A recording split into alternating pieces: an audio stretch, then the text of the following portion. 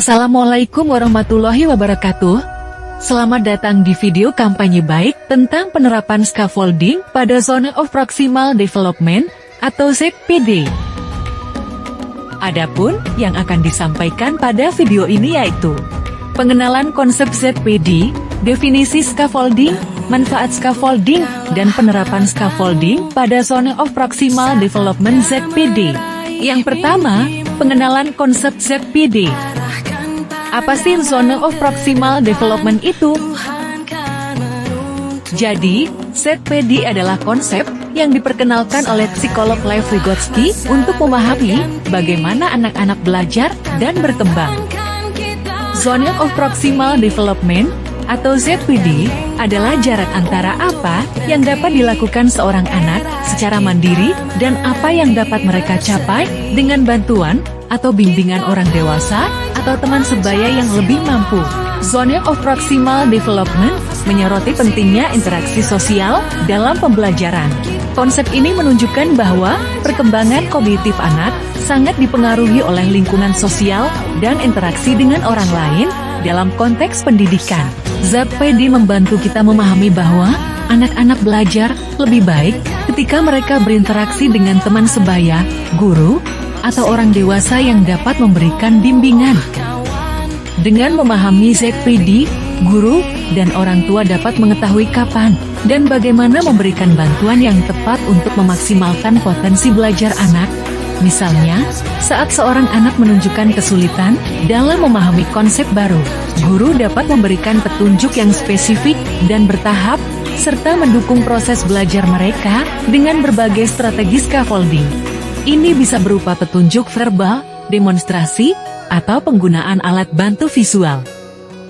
Pendekatan ini tidak hanya membantu anak-anak menguasai materi pelajaran dengan lebih efektif, tetapi juga membangun kepercayaan diri dan kemandirian mereka dalam belajar melalui interaksi yang mendukung dan konstruktif.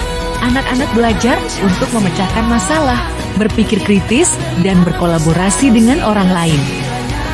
Oleh karena itu, memahami dan menerapkan konsep ZPD adalah kunci untuk mendukung perkembangan anak secara efektif. Dengan memberikan bantuan yang tepat pada saat yang tepat, kita dapat membantu anak-anak mencapai potensi maksimal mereka, baik dalam konteks akademis maupun dalam perkembangan pribadi mereka. Secara keseluruhan, hal ini juga menciptakan lingkungan belajar yang lebih inklusif dan suportif, di mana setiap anak merasa didukung dan termotivasi untuk belajar dan berkembang. Selanjutnya ada definisi scaffolding. Scaffolding adalah teknik pembelajaran yang digunakan untuk membantu siswa mencapai pemahaman yang lebih dalam dengan memberikan dukungan sementara dalam pendidikan. Scaffolding merujuk pada strategi di mana guru memberikan bantuan atau bimbingan yang disesuaikan dengan kebutuhan siswa, yang kemudian secara bertahap dikurangi seiring dengan meningkatnya kemandirian siswa. Kemudian ada manfaat scaffolding. Adapun manfaat dari scaffolding di antaranya. Yang pertama, meningkatkan pemahaman. Dengan scaffolding, siswa dapat memahami materi yang lebih kompleks, karena mereka mendapatkan bantuan yang disesuaikan dengan kebutuhan mereka, sehingga mereka dapat memecah konsep sulit menjadi bagian yang lebih mudah dikelola. Yang kedua, membangun kepercayaan diri. Pemberian dukungan bertahap membantu siswa merasa lebih percaya diri dalam mengatasi tantangan belajar. Ketika mereka melihat kemajuan mereka, kepercayaan diri mereka meningkat. Yang ketiga, mendorong kemandirian. Seiring dengan berjalannya waktu, scaffolding membantu siswa menjadi lebih mandiri. Dukungan yang diberikan secara bertahap dikurangi, sehingga siswa belajar untuk menyelesaikan tugas sendiri. Yang keempat, mengembangkan keterampilan berpikir kritis. Scaffolding mendorong siswa untuk berpikir kritis dan menganalisis masalah secara mendalam. Ini membantu mereka mengembangkan keterampilan berpikir yang lebih tinggi, yang penting untuk sukses akademik dan kehidupan sehari-hari. Yang kelima, meningkatkan motivasi belajar. Dengan merasakan keberhasilan dalam belajar melalui scaffolding, siswa menjadi lebih termotivasi untuk belajar lebih lanjut dan mengatasi tantangan baru. Yang keenam, mempercepat proses belajar. Scaffolding mempercepat proses belajar dengan memberikan bantuan tepat saat dibutuhkan. Ini membantu siswa mencapai tujuan belajar mereka lebih cepat daripada jika mereka belajar sendiri tanpa dukungan. Selanjutnya, penerapan scaffolding pada Zone of Proximal Development ZPD dalam memenuhi kebutuhan belajar peserta didik di SMP Negeri 21 Banjarmasin. Dalam implementasi scaffolding pada Zone of Proximal Development di sekolah, saat saya melakukan PPL, saya melihat bagaimana penerapan scaffolding membuat perbedaan besar. Memberikan bantuan belajar melalui scaffolding memungkinkan peserta didik untuk memahami materi yang sebelumnya sulit mereka kuasai. Dengan dukungan bertahap dan penjelasan yang jelas, mereka dapat mengatasi tantangan belajar dengan lebih percaya diri. Adapun scaffolding yang saya terapkan pada saat PPL di antaranya.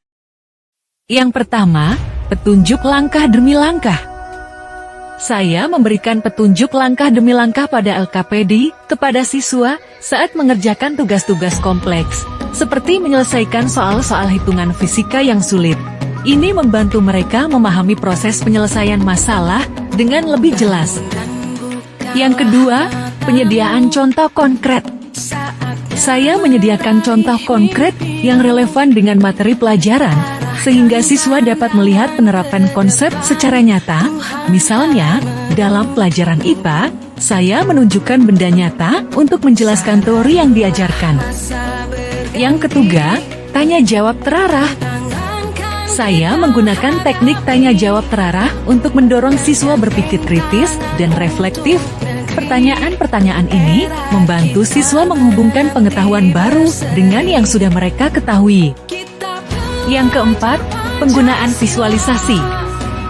Saya memanfaatkan foto, video, animasi, dan visualisasi lainnya untuk membantu siswa memahami konsep abstrak. Visualisasi ini membuat materi lebih mudah dipahami dan diingat. Yang kelima, bimbingan individu. Saya memberikan bimbingan individu kepada siswa yang membutuhkan perhatian khusus, memastikan bahwa setiap siswa mendapatkan dukungan yang sesuai dengan kebutuhan mereka. Yang keenam, memotivasi peserta didik. Selain memberikan bantuan belajar, memotivasi peserta didik adalah kunci utama keberhasilan. Ketika siswa merasa didukung dan termotivasi, mereka lebih antusias dan bersemangat dalam proses belajar. Sekian dari saya. Wassalamualaikum warahmatullahi wabarakatuh. Terima kasih.